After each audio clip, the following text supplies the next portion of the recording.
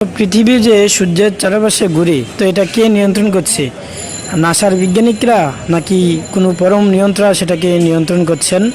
তো আমরা এখন দেখব যে আমরা জানি যে আমাদের বাংলাদেশে ছোট বীজ থেকে বিশাল ধরনের এক বৃক্ষ তৈরি হয়, এমন একটা গাছ হচ্ছে বট গাছ। সেই বট গাছের বীজ যদি কোনো পাখি খায়, সে পাখি খাওয়ার পরে সে যেখানে মলত্যাগ করবে, তো সেখান থেকেই সেই বীজ থেকে গাছ হয়। তো বিজ্ঞানীরা অনেক চেষ্টা করেছেন সেই বীজ থেকে অঙ্কুরোদ্গম করে গাছ তৈরি করা, কিন্তু পারেননি।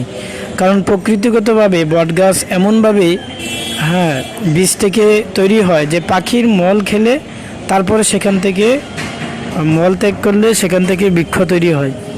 তাহলে এ দ্বারা আমরা বুঝতে পারি যে সৃষ্টির একজন নিয়ন্ত্রণ কাজ করছেন, যার মাধ্যমে খুব সূক্ষ্মভাবে সবকিছু পরিচালিত হচ্ছে।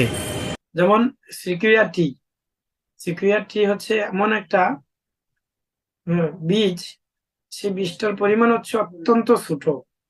এই ছোট বীজ থেকে বিশাল বড় এক বৃক্ষের তৈরি হয়। আমাদের বাংলাদেশে এরকম একটা বৃক্ষ রয়েছে, এটা হচ্ছে বট বৃক্ষ। তো দেখেন, এই যে সিকুইয়া টি যে বীজটা, তো সেই বীজটা বলা হয়েছে যে প্রচুর পরিমাণে আমেরিকা মহাদেশে জন্মায়। উচ্চতা প্রায় 30 ফুট পর্যন্ত হয়, আর গোড়ার দিকে পরিধি হয় 36 ফুট। একটি গাছের থেকে 5টি কক্ষযুক্ত 50টি কাঠের বাড়ি তৈরি করা যায়। এর বাইরের বাকল ফুট পুরু, তাতে বিশেষ গন্ধযুক্ত রাসায়নিক পদার্থ থাকে যাতে কীট পতঙ্গ ক্ষতি না করতে পারে, এবং এর বিশেষ তন্তুযুক্ত গঠন অ্যাসবেস্টসের মতো অগ্নি রোধ করে। একটি গাছের শিকড় 4 একর পর্যন্ত বিস্তৃত এবং এটি বাঁচে প্রায় 3000 বছর। তো আমরা দেখতে পাই যে সিকুইয়া ট্রি খুবই একটা গুরুত্বপূর্ণ, আশ্চর্য। এত ছোট একটা বীজ থেকে কিভাবে এত বিশাল বৃক্ষ তৈরি হয়ে গেল। এটা হচ্ছে স্ট্যাচু অফ লিবার্টির উচ্চতা সমান হয়ে থাকে। তো এখন আমরা জানবো যে আমাদের ব্রেন সম্পর্কে। আমাদের ব্রেন এত শক্তিশালী যে আমাদের ব্রেন ডেইলি 50,000 থেকে 70,000 চিন্তা ভাবনা করতে পারে। ব্রেনে 70% পানি রয়েছে বা জল রয়েছে। 268 মাইল পার আওয়ার বেগে সেটা তথ্য আদান প্রদান করে। তো 40,000 বিলিয়ন নিউরন এবং সিনাপস রয়েছে, যেটা হচ্ছে ব্রেনের ধারণ ক্ষমতা বিচার করে। তো ডক্টর রিচার্ড রেস্টেক, এমডি, লেখক, দ্য ব্রেন গ্রন্থের লেখক, তো তিনি বলেছেন মানব মস্তিষ্ক বিশ্বের সকল লাইব্রেরির চেয়েও বেশি তথ্য ধারণ করতে পারে। অর্থাৎ বিশ্বের সমস্ত লাইব্রেরিতে যত জ্ঞান রয়েছে, মস্তিষ্ক সেই সমস্ত জ্ঞান ধারণ করতে পারেন। তা আমরা এখন অতি ক্ষুদ্র জগৎ সম্পর্কে জানবো, যেটা হচ্ছে ডিএনএ আরএনএ এমন সূক্ষ্ম অবস্থায় বিরাজ করছে যে একটা ডিএনএ এবং একটা আরএনএ আমাদের কোষের মধ্যে যেভাবে আহ, গুরুত্বপূর্ণ ভূমিকা রাখে, তো এগুলা খুবই কল্পনার অতীত, এত সূক্ষ্ম বিষয়। তারপর হচ্ছে লেটিস তত্ত্ব কিভাবে কাজ করছে। আর বিভিন্ন প্রকার মৌল, যেমন কার্বনের রূপভেদ, গ্রাফাইট এবং ডায়মন্ড, দুটাই কার্বনের রূপভেদ, কিন্তু সামান্য একটু অণুর পার্থক্য বা আণবিক গঠনের সামান্য পরিবর্তনের ফলে গ্রাফাইট হয়ে গেছে নরম আর ডায়মন্ড হয়ে গেছে শক্ত। তাহলে এই শৃঙ্খলাগুলা কে নির্ধারণ করে থাকেন? এটা কি করে, কিভাবে এত সূক্ষ্মভাবে প্রকৃতির মধ্যে কাজ করছে? এগুলো খুবই ভাবার বিষয়। যেমন আমরা আরো দেখতে পাই যে গ্রহ উপগ্রহ গুলা কিভাবে তার নির্দিষ্ট কক্ষপথকে অতিক্রম করছে কোনো রকম সংঘর্ষ ছাড়াই। তো আমরা বলতে পারি যে এই যে গ্রহ নক্ষত্র রয়েছে, তো সেটা কি করে এত শৃঙ্খলা ভাবে সে আবদ্ধ থাকতে পারে। তো যদি এই গ্রহ নক্ষত্র কেউ পরিচালনা না করতেন, তাহলে কোনো না কোনো ভাবে সে গ্রহ নক্ষত্র একটার সাথে আরেকটা সংঘর্ষ হয়ে যেত, কিন্তু আজকাল কি কেউ শুনেছে যে এক গ্রহের সাথে আরেক গ্রহ সংঘর্ষ হয়েছে? কেউ শুনে নাই। এই জন্য আমরা বলতে পারি যে এই যে সোলার সিস্টেম রয়েছে, সোলার সিস্টেম, তো মাকড়সা যেভাবে তার জাল তৈরি করে, হ্যাঁ, তো সেই মাকড়সা জালের সাথে আমরা তো যেমন তুলনা করতে পারি যে সেখানে একটা সুন্দর নকশা রয়েছে এবং শৃঙ্খলা রয়েছে। ঠিক সেরকম ভাবে এই সৌরজগতের সূর্যের চারপাশে প্রত্যেক গ্রহ উপগ্রহ ঘূর্ণায়মান অবস্থা আছে। এই জন্য আমরা সোলার সিস্টেমের সাথে সংগঠন এবং শিল্প নৈপুণ্যতার তুলনা করতে পারি, যে খুবই শিল্প নৈপুণ্যতার সাথে এই সোলার সিস্টেম হচ্ছে ঘূর্ণায়মান অবস্থায় আছে। যেরকম করে মাকড়সা তার জাল তৈরি করে নকশা এবং শৃঙ্খলার সাথে, ঠিক সেরকম ভাবে যে এই সূর্যের চারপাশে গ্রহ নক্ষত্রগুলা বা সোলার সিস্টেম সংগঠন এবং শিল্প নৈপুণ্যতার সাথে কি গুণমান অবস্থায় আছেন। তো এই জন্য আমরা বলতে পারি যে এই পৃথিবীর সমস্ত যা কিছু আছে খুবই সংগঠন এবং শিল্প নৈপুণ্যতার সহিত এগুলা কাজ করছেন। তো বিজ্ঞানী ফিবোনাকি, তো তিনি দেখেছেন প্রকৃতির মধ্যে অনেক কিছু মিল রয়েছে।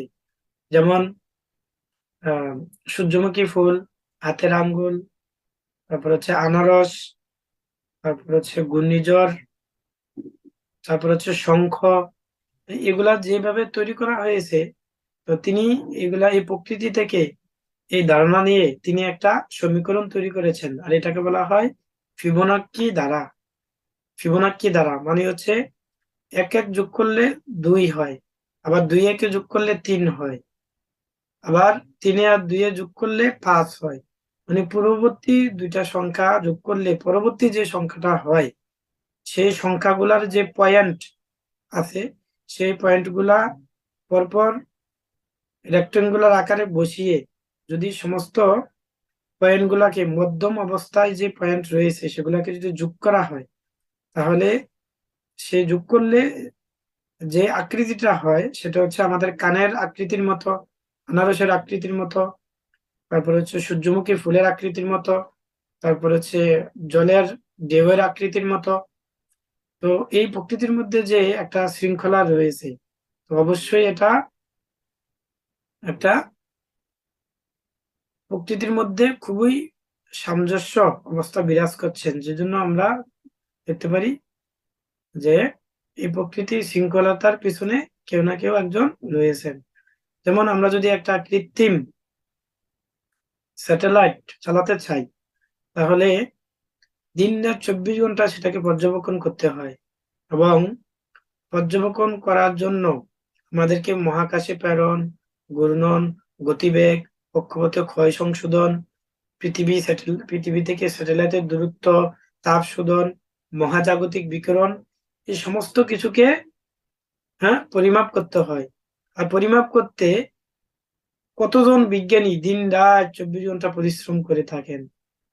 তো সে একটা কৃত্রিম স্যাটেলাইটকে পরিচালনা করতে যদি এতজন বিজ্ঞানী দিন রাত হ্যাঁ পরিশ্রম করে থাকেন, তাহলে আমাদের পৃথিবী দেখতে পাচ্ছি যে পৃথিবীর ভর হচ্ছে 6 × 10⁻21 মেট্রিক টন। যে এত বড় ওজনের একটা পৃথিবী, যে সূর্যের চারপাশে সে 1,06,000 কিলোমিটার/আওয়ার বেগে সূর্যের চারপাশে পৃথিবীটা ঘুরছে, তাহলে সেটা কি করে সম্ভব? একটা স্যাটেলাইটকে নিয়ন্ত্রণ করতে যদি এতজন বৈজ্ঞানিক লাগে, তাহলে সূর্যের চারপাশে যে এত ওজনের পৃথিবী যে ঘূর্ণায়মান হচ্ছে, তাহলে সেটাকে কে নিয়ন্ত্রণ করছে? একটা স্যাটেলাইটকে যদি নিয়ন্ত্রণ করতে এতজন বৈজ্ঞানিক লাগে, তাহলে পৃথিবী, গ্রহ উপগ্রহ এত গতিতে দিন রাত 24 ঘন্টা সেটা সূর্যকে কেন্দ্র করে ঘুরছে, তাহলে সেগুলা কে নিয়ন্ত্রণ করছে? না, অবশ্যই একজন বিজ্ঞানিক রয়েছেন। তাহলে সেটা কি কোনো, আমরা যে সূর্যের চারপাশে যে পৃথিবী ঘুরছে সেটা কে নিয়ন্ত্রণ করছে? কোনো নাসার বিজ্ঞানী? যদি ট্রাফিক পুলিশ কোনো ট্রাফিক সিগন্যাল নিয়ন্ত্রণ করতে পারে, গুণামান গ্রহগুলোর ট্রাফিক কে নিয়ন্ত্রণ করে? অবশ্যই একজন স্রষ্টা এগুলাকে নিয়ন্ত্রণ করছেন।